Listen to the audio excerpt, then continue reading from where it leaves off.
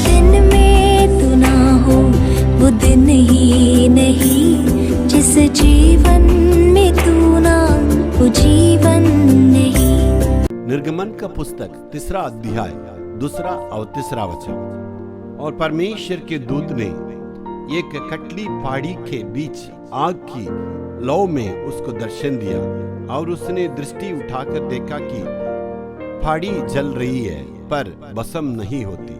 तब मूसा ने सोचा कि मैं उधर फिर के इस बड़े अचंभे को देखूंगा कि वह पहाड़ी क्यों नहीं जल जाती।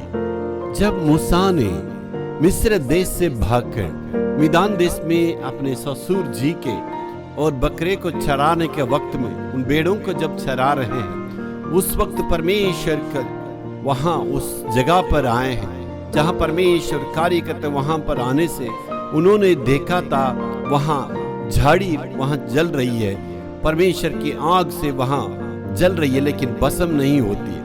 बहुत ही आश्चर्य हो रही है। वो नजदीक जाकर देखने के लिए कोशिश किया। इसका मतलब यही है, उस दर्शन का मतलब यही है। उस झाड़ी जो है मूसा को दर्शाते हैं, वो बहुत ही कमजोर है, लेकिन जो आग है वो परमेश्वर को दर्शाते हैं।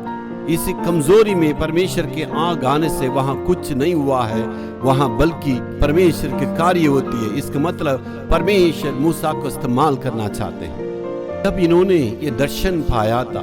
देखने के बाद परमेश्वर ने मूसा से बातें करने लगा और परमेश्वर ने अपनी सेवा के लिए उनको बुलाया। यानी परमेश्वर दर्शन दिए, इसी कारण से उनको अपनी सेवा में इस्तेमाल करना चाहते थे।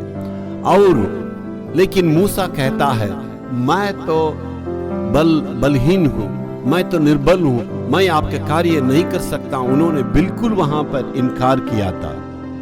परमेश्वर ने मूसा को बुलाया, लेकिन मूसा ने इनकार किया। वो कहता है ए प्रभु, इतना बड़ा कार्य करने के लिए मैं बिल्कुल नालायक हूँ। लेकिन परमेश्वर कहता है मेरे लिए तुम्हारी ये जरूरत है, तुम्हीं को इस सेवा करना होगा। आज आपका स्थिति भी यही है।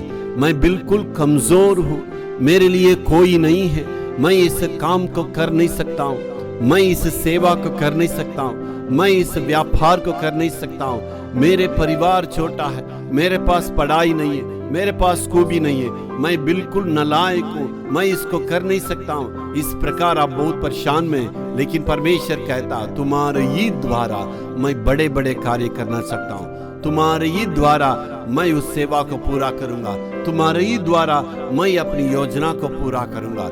यदि आप पूरे दिल से अर्पण करेंगे, परमेश्वर आप ही के द्वारा आपके जीवन में आशीष को ला सकते हैं। Hallelujah, hallelujah.